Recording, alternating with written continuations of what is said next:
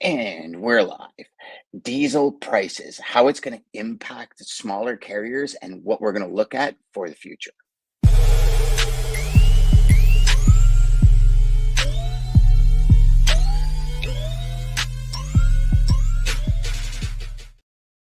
Hey there, everybody. So, welcome to Data Day. And today we're going to talk a little bit about the backdrop of the Middle East, what it's doing to fuel prices, and how that's impacting smaller carriers. As you know, Dean's been a big advocate of that 25% rule.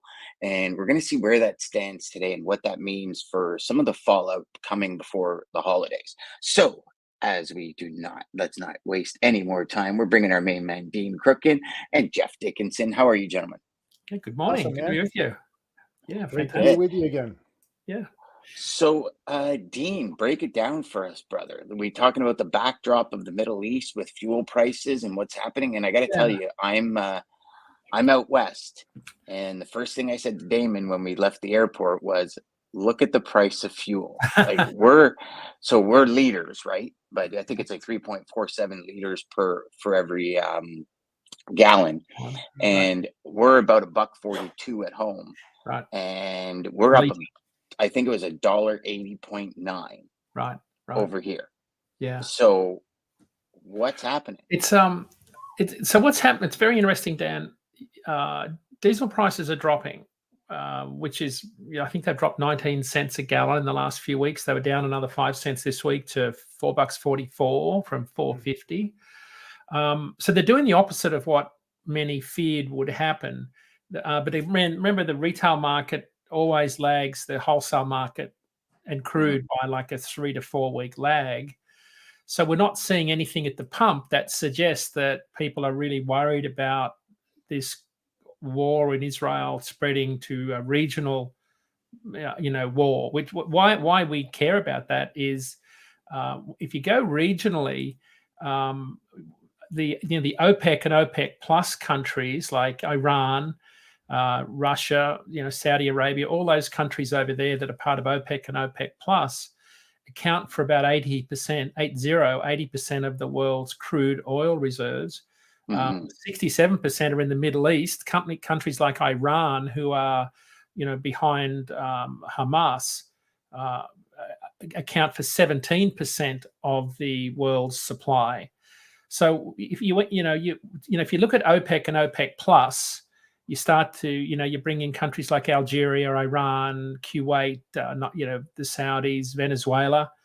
That accounts for about 60%, 60, of global oil production today. So when you read the news about us talking to Venezuela to ease sanctions, what we're doing, I guess, is hedging our bets against maybe the war spreading regionally and impacting crude oil coming out of Iran onto the global market. So what we're thinking here is about the global oil market, because what happens globally affects us at the pump in Erie, PA, for example. It'll eventually hit us there, and this is a really precarious period, because we're also going into a period where we're seeing incredibly high numbers of refineries going into maintenance season between now and December. I read from Mansfield Oil yesterday that the volume of factories going offline for maintenance is about 2.5 million barrels a day. Oh. So if you say, well, what's that mean? Well, we need about 21 million barrels a day here to run our economy. So about 2.5 is going offline. So when you start to see global markets, get nervous, there's an expectation that it eventually hits our fuel pumps for carriers at a time when diesel is, historically high compared to, say, the the 2011, 2014 period, where it averaged $4 a gallon. We thought that was bad. We thought the surge around, during the Great Recession was bad. I'm trying to think what that was. I can't remember exactly what it peaked at right then. But anyway, so the diesel is doing the opposite of what we thought it would do. Normally, when there's an event like that, there's a price shock and everybody thinks things will get bad and prices will go up. It hasn't happened. So, and I think this is still unfolding. President's there today. I still think this is all unfolding. There's clearly a lot of cyber ops going on. There's a lot of misinformation going around. So it's hard to know exactly how this plays out, Dan. But our biggest fear, so now I've got some data to sort of share with you that just proves why we worry about this. Diesel went up, I think, in the order of, I think I counted about 70 cents a gallon from July 4 to the middle of last month when it started to drop. That surge, because up until then it had dropped about 84 cents from the end of February to July 4, that had allowed carriers to absorb lower freight rates and keep trucking, right, as diesel dropped. But the surge in diesel since July 4 has caught up with carriers on the cash flow side. We're seeing an exodus of carriers in October that we haven't seen at all this year. We are on track. We've lost, so far at the middle of the month, we've lost 8,300 carriers, whereas last month we ended up at 10,000 over the 30 days. Over half the month, we're already at almost 9,000 now. So we're on track to lose a lot more carriers. And when I look at the data, every time there's a surge in diesel prices, there's an exodus of carriers in the 6 to 8 weeks after. So we're seeing the results of that now. And of course, carriers aren't seeing any joy on the rate side because rates are still coming down, although we keep using this term bottoming out. Heck, on a JP Morgan call this week, Brian Ossenbeck reminded me that in March, I said that rates were bottoming out. And I said, wow, were we wrong?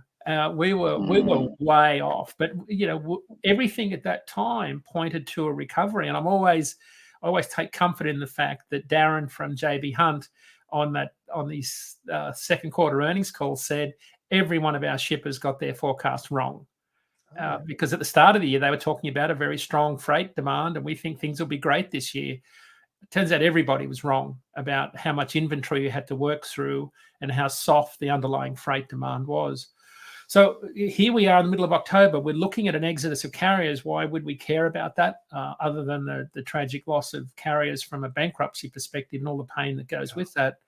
It will help rebalance the market.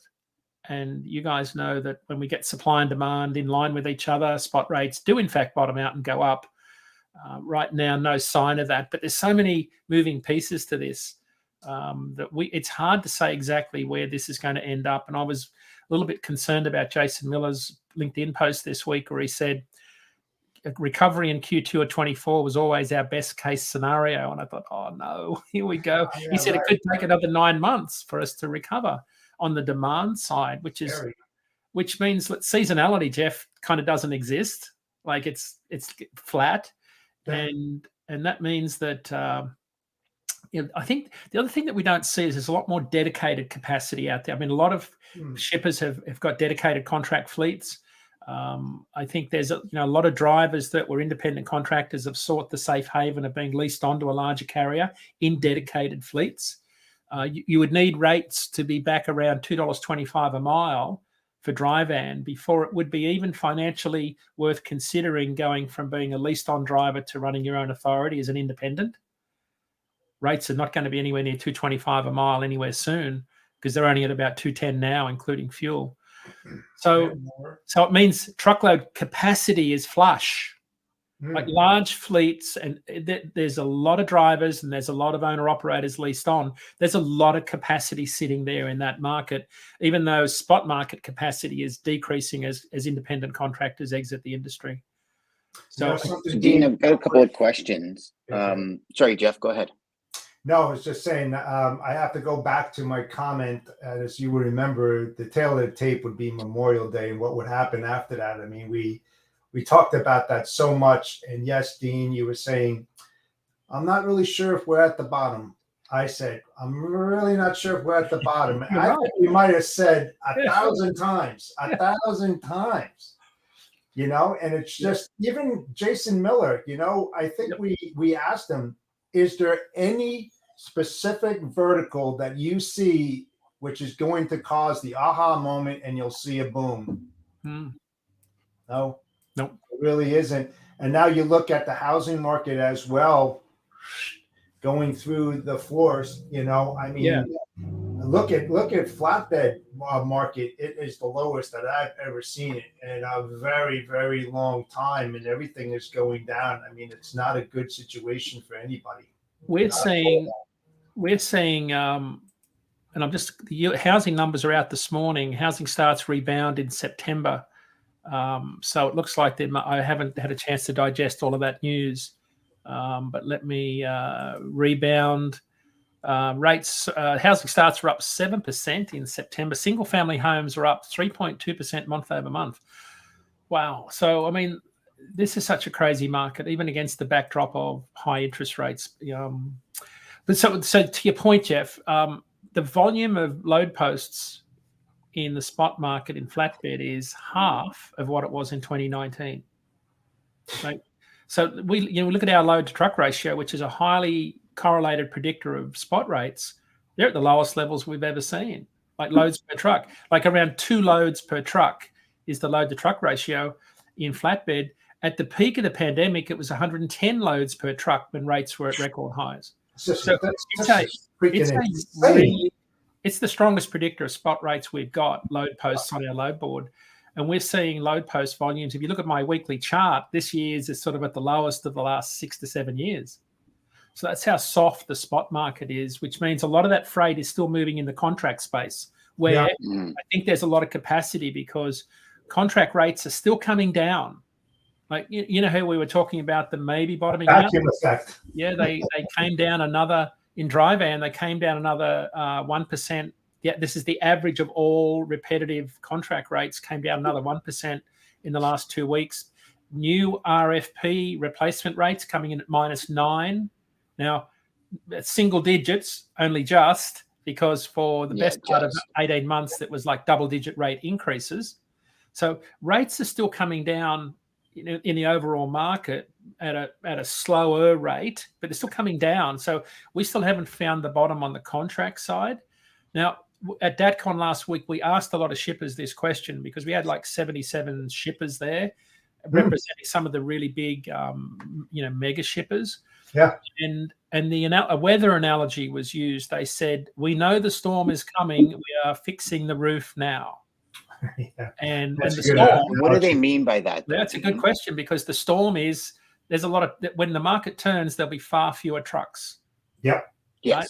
So that's the storm. The storm is, will we get burnt by really tight capacity again like we did during the pandemic? That's the big fear of making the same mistake, of driving the market down, using API pricing, dynamic pricing to play the spot market and drive the market down, drive carriers out. And when the market turns, you've ended up with less trucks to move a higher volume of loads. Mm-hmm. So that what they're doing now, when I say fixing the roof, what they're doing is they're locking in capacity with their primary carriers. So the data, we shared a chart with them at the conference, and it showed that 15% of the contract lanes, the dedicated contract lanes that run over and over and over, 15% account for 75% of the spend and 80% of the volume. So I'll repeat that because it's a staggering number. 15% of the lanes account for 75% of the spend, 80% of the volume. So it's almost the Pareto principle, 80-20. Yeah. What they've done on those 15% of the lanes that account for most of their volume is they've locked in with their incumbent carriers a lot more volume and a lot more dedicated, commitment to honor those contracts next year. And then by default, the low volume lanes, and a low volume lane is one load every 2 weeks. That's considered a low volume lane, which if you put that into an RFP and send it to a large Schneider, they're going to probably reject that as the carrier. It's going to go down the waterfall and out the spot market. What they're doing, and we've covered this a lot, right? So if it bears repeating, they're deliberately sending those low volume lanes direct to brokers. Yep. Not through the RFP process, to set up a routing guide failure. And that's why, and this was the follow-up chart we shared, when you look at the percentage of loads moving on spot over the last 6 years, it was always around 9 or 10% of all loads moved. In 2019, it was 9%. 2018, it got to about 15%. 20% now. Right. And in 2021, it got to 25%. And you would say, okay, so it's going to revert back to 9 to 10%. It stayed at 16% all year because more loads are moving direct to spot. So on Rates and Lanes last night with Chuck Snow and Rico Muhammad, I said, I think where the opportunity is for small carriers is to talk to shippers who have low volume lanes they need help servicing with. That's who you've got to be contacting. Don't be afraid to talk to a big shipper, because that they are looking for capacity on those low volume lanes, whether it be through brokers or direct carriers. So that was a fundamental shift in how they were thinking. But what we were heartened by was the vast majority of the large carriers were acutely aware of two things. One was capacity was exiting, and we need to be very careful not to contribute to that or accelerate that, and that carrier costs were much higher. So when you say contribute to it, Dean, share with everybody, Yeah. how would a carrier contribute to other carriers exiting? The shippers would. Shippers The shippers would contribute to the exodus of carriers by dumping more contract freight on the spot market, because the spot market rate now is lower than last year's agreed contract rate. Right. So what you see a lot of shippers do is they'll drive for volume. They'll just won't send it out through the EDI process to carriers. They just send it straight to the spot market and save $1 per mile or 80 cents. Yeah. So if you do that, these shippers that you're speaking to, when they're having a kind of like a step back to what they would normally have done pre-COVID. Yeah, absolutely. Because they did it in 18-19, right? In 18, so many new tariffs came out and so many new contracts came out. And then 2019, I don't even know what the percentage is. 80-something% of RFPs were never fulfilled, and they went to the spot markets because it was so much cheaper. Well, we see in our business about 30% of the lanes in an RFP are what we call ghost lanes. No freight ever materializes. Right. Really? Yeah. So Jeff and carriers will spend a disproportionate amount of time quoting on all these lanes in an RFP, and 30% of those lanes over the course of the year don't materialize in anything moving. I wouldn't do it. Why would they do that? I wouldn't do it though. Yeah, right. I wouldn't do it, because when you're in that position, they're hunting.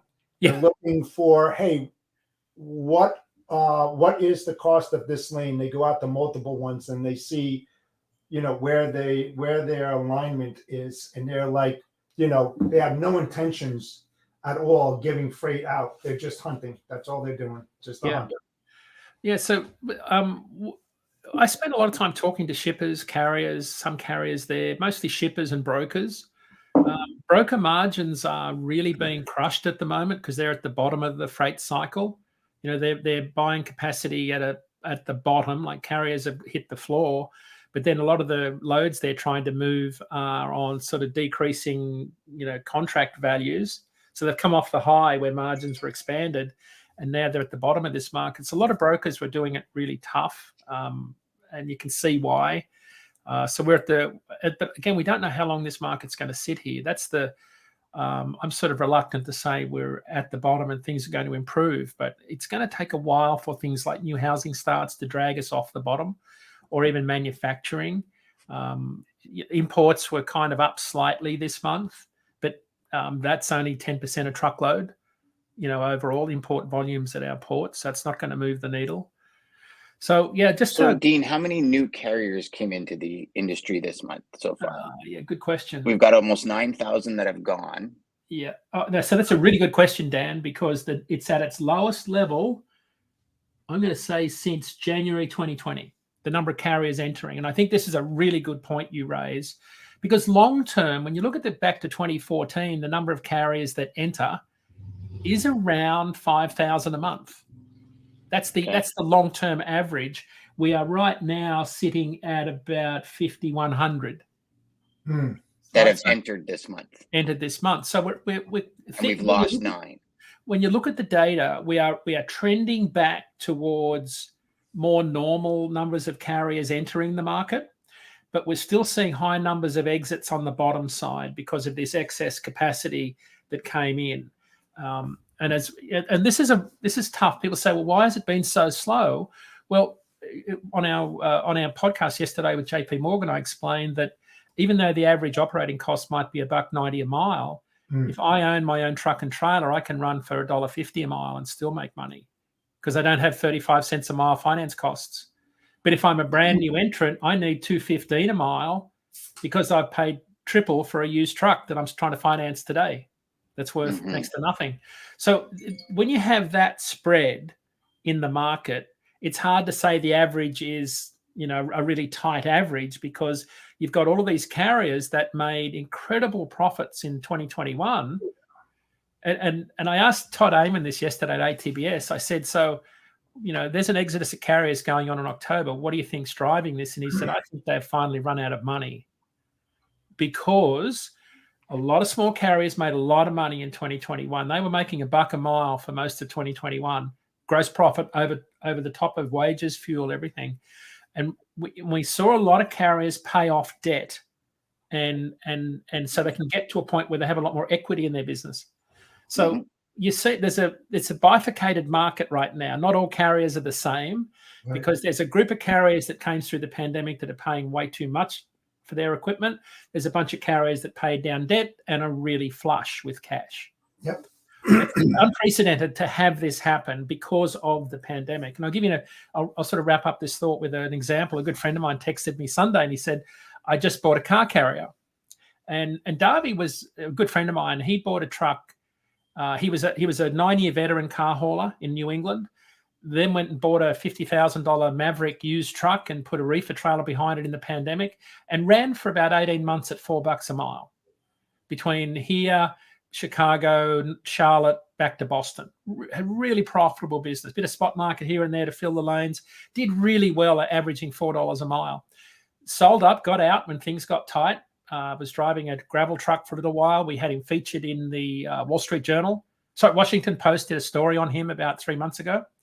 And he called me and he said, I just bought a truck and I'm going into car hauling.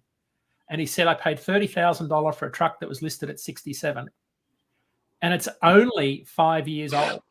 This thing is like, so how did he do that? Well, it comes from what he built up in 2021. But he went from, so if you say, who are these carriers that are joining? I don't think they're carriers going back into long haul. I think there's a lot more carriers joining this business that that benefit from the experience. They're going into more niche markets with a lot more smarts behind them. I mean, that's one data point, but that's not the first time I've heard this happening, because used truck prices are down below 2018 levels and are giving carriers an incentive to get back into the business because the equipment's pretty cheap, because there's so much of it hitting the market. Yeah. It's crazy. It's a crazy market. Something that pops into my head, and actually Dan said this, we're talking about the housing market earlier, Dean, and Dan said, you know what, it only takes one hurricane to change that. Yeah. The housing market will boom in the South. I mean, like take off like a rocket ship. That will definitely change the market and what we see right today. It only takes one. And you know what? I'm glad it's not happening. I think we can all agree about that. Yeah. But it's not as intense as they said it was going to happen. Oh. Really hear about that. Yeah. I mean, thank God. I mean, we're talking about lives, but it's not happening. Hasn't happened. I was thinking that yesterday, Jeff. I was talking about on the Rates and Lanes podcast last night about the regional flatbed rates. To your point, the Southeast and Southwest are still the best regions for flatbed carriers. Like I said, if you think the national average is about $210 a mile for flatbedders, it's $285 in the South. Like, so that's where most of your single family homes are built, where steel is produced. It's I think there's a lot of opportunity for carriers regionally, and that gets hidden by our national average, because I think the opportunities are regional. There'll be carriers, if the national average for refrigerated right now is about 209, if you're in the Pacific Northwest running pears, apples, onions, you'll be running for close to $3 a mile, because you're competing for demand for Christmas trees. Yeah. Right. So, and that'll be the same out of Maine and Quebec, Nova Scotia, Dan. There's, so we're heading into, and we are in the lull. I used the example last night that we're in what we call the slack tide part of the market. We came off the July 4 high, and it's not until you get to the end of October before things really start to move. And when I say that, I mean fresh turkeys, Christmas trees, fall produce. When you start to see that happen, capacity tightens across the northern tier of the country, and that moves the national needle. So if that happens, that'll give some carriers a little bit of joy between now and the end of the year. Be short-lived, because then rates will start to come way down again in January. back to probably where they are. I do think we've got a natural flaw here where carriers have said, hey, we just can't do this much lower than what we're doing, given the spread. I really do feel that. And that's evidenced by the carriers exiting. Even with the first quarter, you know, it always happens every single year, and I think you'll agree with me. The return season, it's not going to be there. Right. The return season is not going to be there, so that's going to add to the rates going down. You know, it's going to still have excess capacity, I would think, because the returns aren't going to be there. And they've also put return charges on this year. So it's making it harder for people to return. Nearly every major retailer's done that. Absolutely. Yeah. Now, one thing that gets my attention out of most of the stuff you said was one carrier can operate at $1.50, another at $2.10 in order to make a margin, right? And the ones that, and you know, obviously the ones that are operating at $1.50, they can negotiate harder to get, like they can negotiate with brokers harder to get the rates on those lower lanes. Right. The other ones just can't compete at that point. No. Like there's no competition when you're talking about 60, 65 cents a mile difference. Yeah. In rates. Well, so this is the problem we've got right now, because it's not normal to have such a spread between operating costs. Mm-hmm. The spread is what's making this such a different market to analyze. Because I don't know how many owner operators are out there that own their own truck and trailer. I don't have a number for that. But I do know the vast majority that entered the market in the last 18 months paid way too much for their used trucks. Yes. And what they're doing, Dan, to your point, is they're chasing cash flow, which is driving the rate down. Because brokers got pricing power. Whenever someone knows they've got to move that truck to make a revenue per day number. Whereas the guys that own their own trucks and trailer are very selective. Like they're going to tell you where to put that load if you offer them a stupid rate, because they know what it costs to run their truck, and they can be more selective and sit when they need to sit. Sure. Yeah. So and again, we get criticized because people complain that DAT is part of the declining rates. Well, you know, a cheap rate to someone might be a really good rate to someone else. Like it really depends on your position in the market. You know something, I got to chime in here, you know, because I had this conversation. Listen, it's all the brokers' fault out there, and I say it in a good way, so don't rip me, an ass here. But everybody is chasing the bottom line. They're going for the cheapest rates. They're the ones that are drawing that down. You know, they're devaluing their value. And once you get caught like that, and a shipper knows it, they're going to say, "You did it for me once. You're going to do it for me again and again." Yeah. You have to hold to your soul what your value is, and don't devalue that. Everybody that devalues their value is driving the rate down. I'm sorry, it's a fact. Yeah. It's happening. You know, there is no finish line in brokerage, man. There isn't. Yeah. No, we all. Well, I think also, Jeff, you've got a mix of both, right? Yeah. So brokers do it to try and make a better buck. Sure. Carriers do it to move their equipment. Like, Yes. you know, how many times have we, you know, and again, it goes, there's so many variables here, right? But when we look at it from a perspective of moving the freight, I've had thousands of carriers when I said, "Yeah, I've got one load left." Well, you know, what do you, I got 3 trucks. And I'm like, "Okay, well, I only have 1 load left." "Well, what are you paying?" "Well, I'm paying 60. I'll do it for 14. And I'm like, "No, I'll give you 1 load if that's what you're going to charge me. I'll give you 1 load, but I'm not taking it back from other people." Whereas people take it back from other carriers and then give it to this carrier that can operate at a lower cost. You know, I like there was, and this is where I think we all contribute, brokers, carriers, shippers, we all contribute to things bottoming out. Because, you know, if you, when you talk to a shipper, so if I'll go back, because I'll take COVID out of the equation, because that was like a big anomaly, right? Yeah. But if you go back to 18, 19, in 18, shippers thought they were being ripped off, right? Like my rates are doubling, I'm being ripped off, their margins are dwindling. In 19, when the market turned, and this is direct from customers' mouths, was like, "No, I'm making my money back now."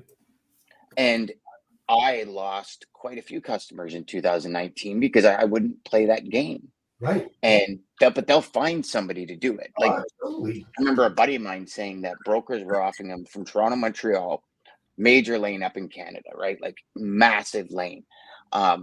It was around 1,300, and then it went to like 9, and then in 2019 there was brokers offering $350 for the lane. It's a 360-mile lane or something, so Hmm. less than $1 a mile.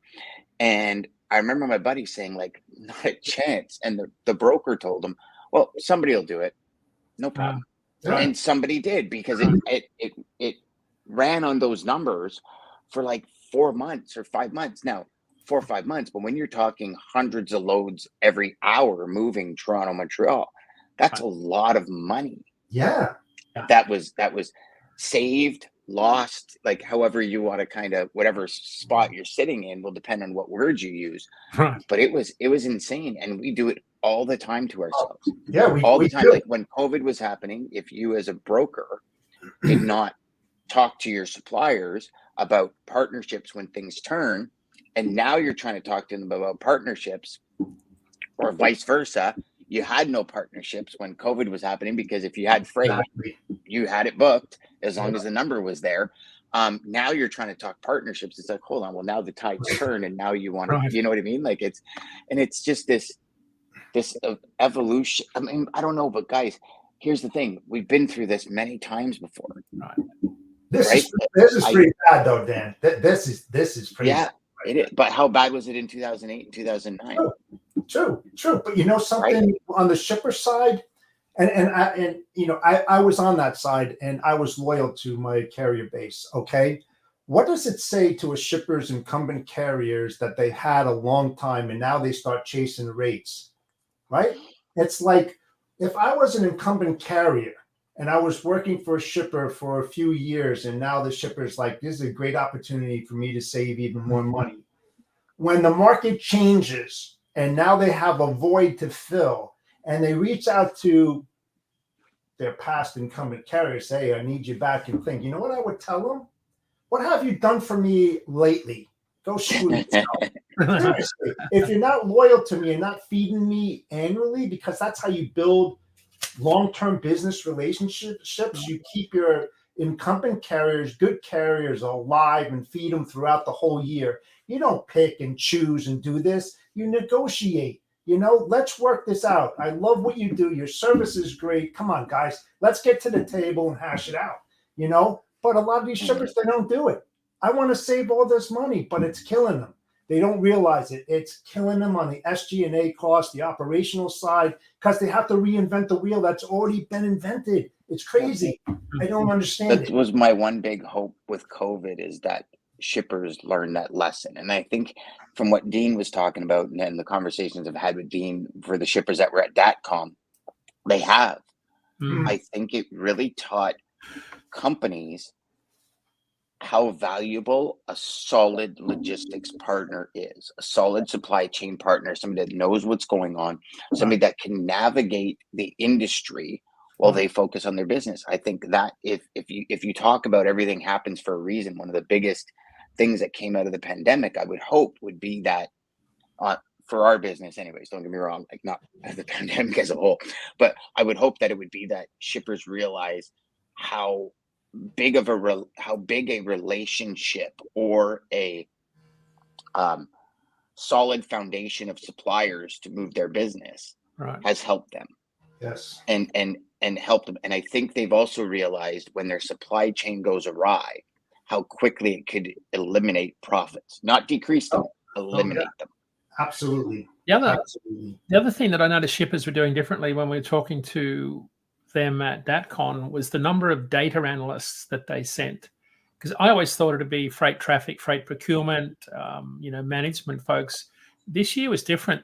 They brought with them a lot of data analyst people who wanted to understand the data that they could avail themselves to through all the tools that are available, and doing things like comparing your spend compared to your peers at a lane level, equipment level, broker level, carrier level. Like I was blown away by the amount of insight you could generate in terms of how you buy capacity, which I don't know that it's been there before at this level.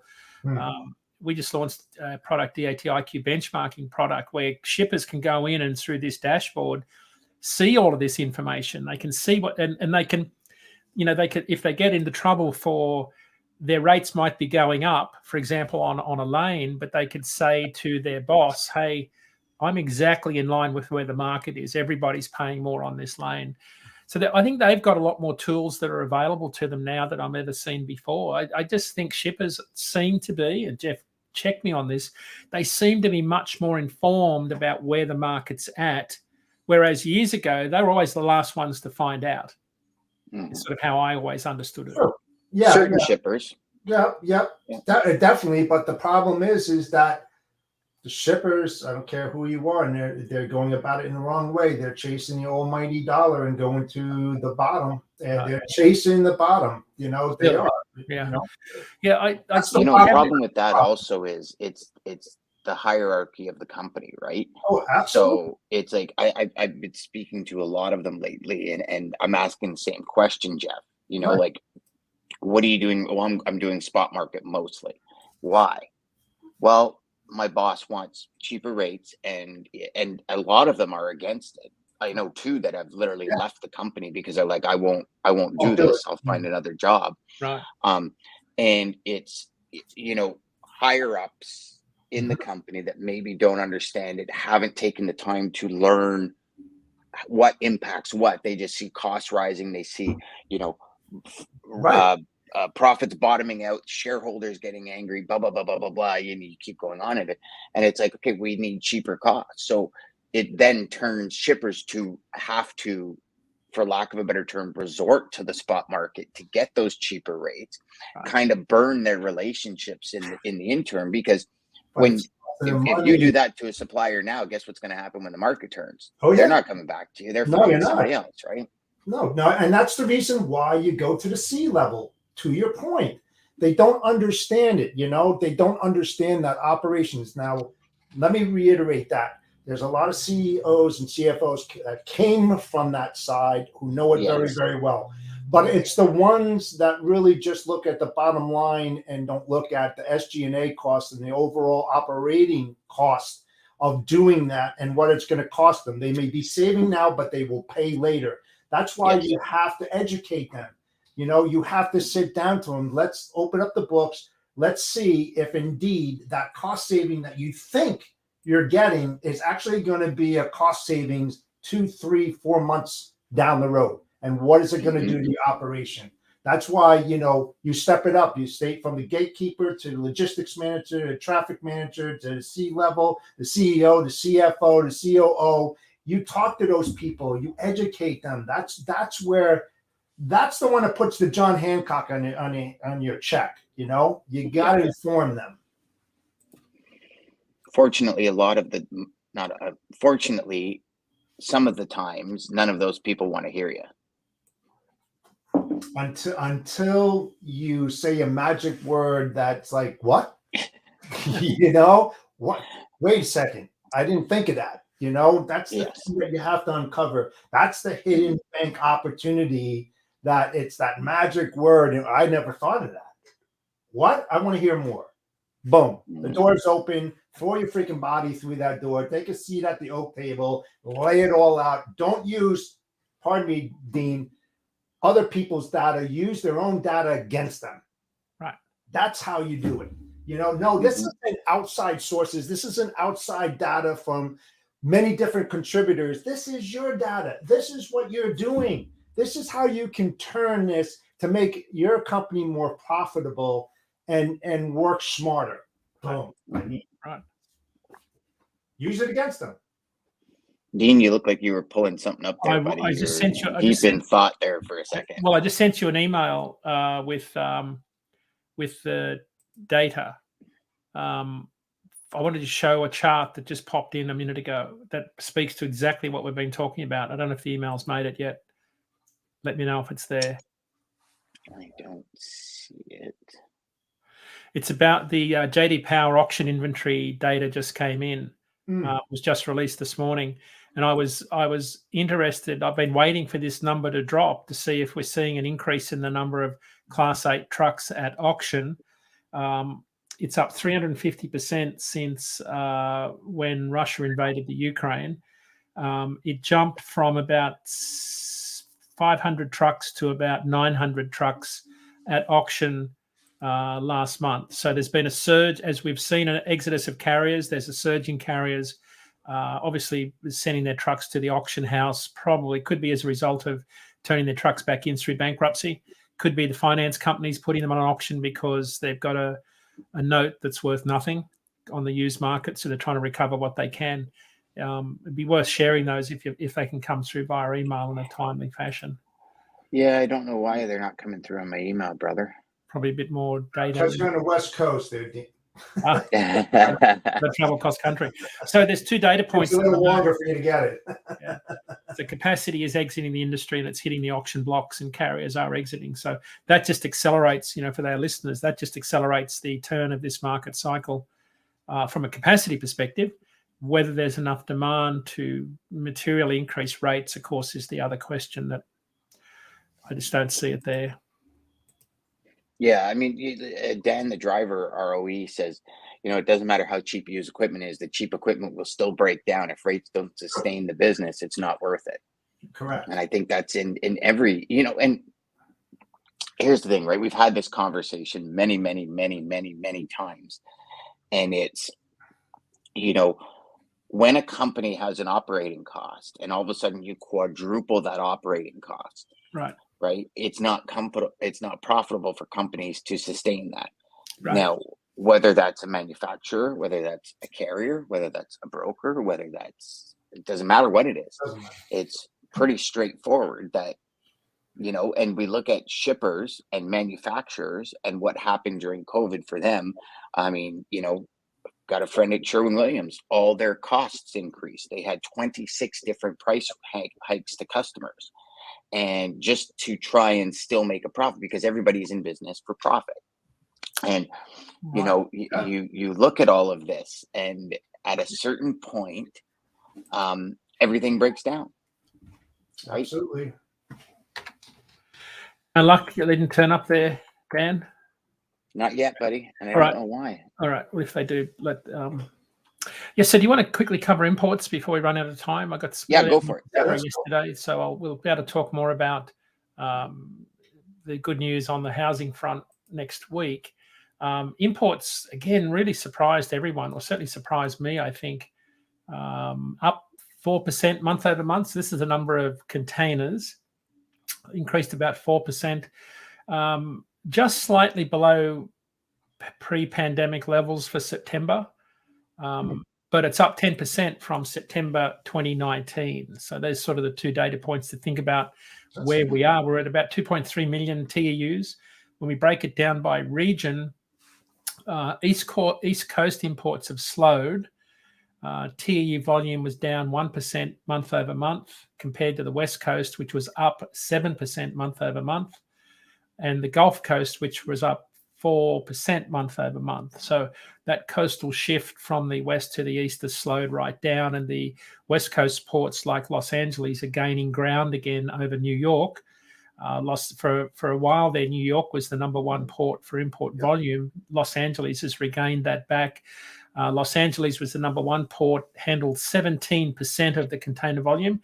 New York handled 15%, and then Long Beach was shortly after that. So that's sort of the summary. Some of the East Coast ports had pretty good months. Savannah was another big month. Obviously, auto parts impacted by the UAW strike.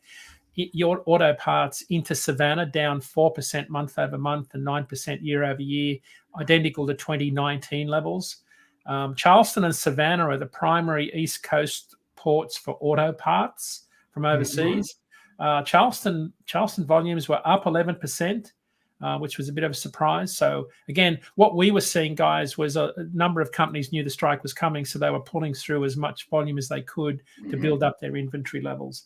So that's why it's hard for us to see in our business if the strike is having a negative impact on freight volumes, because we just can't discern strike impacted markets versus seasonal effects and soft demand. Really hard for us. I just read an article about versus. What's that, Jeff? Sorry? Yeah, I just read an article about that they're 30 days into the strike. Yeah. And the carriers that are dominantly handling auto, it's going to affect them, and they don't think that they can last too much longer if that's all they move. Interesting. It's really affecting them. So next week, if you would, my friend, if you could dig into that and see how many carriers are actually involved in the moving auto. Yeah, we'll know how many of them may have already exited because of the strike. That would be very interesting information for sure. I'm just typing in PAM Transport earnings call, October 19. So it's tomorrow. They are the carrier that usually report about they've got a high exposure to auto parts cross-border. And I remember in 2019, they were the ones that reported the most accurately about the impact of cross-border auto parts and auto parts in general on their business in their earnings call. So, but if this is a Q3 earnings call, so there might be some data in there. Who else? Well, Celadon would have been the other big one, but it's no longer here. So we'll have to. I'm not sure. Schneider will have an earnings call. Swift have a very big cross-border business. So those earnings calls could have some reference to the UAW strike on volume. That'll be our best guide, I think. Yeah, that would be very interesting. So let's put that on an agenda for next Wednesday. Yeah, that would be really interesting. Yeah. And you know what? I'll try and reach out to somebody at Warren Gibson, because most of Warren Gibson's business is the Honda plant up in Allison. Right. So I'll reach out to see if I can get somebody from there to give me some insight as to what's happening with them as well. Okay. Okay. Sounds good. Yeah. Well, thank you for being here, gentlemen. That was awesome. Bad news. Dean, as always. It's my favorite day of the week. Yes, me too. Me too. All right, everybody, join us next week for another data day. Join us tomorrow. Ryan has a sales gentleman on tomorrow that will just blow your mind. I'm going to leave it at that because it is super cool. And then obviously Book Club Friday, we start this Friday with positioning, our book positioning. So stay tuned for that, y'all. Have a great day.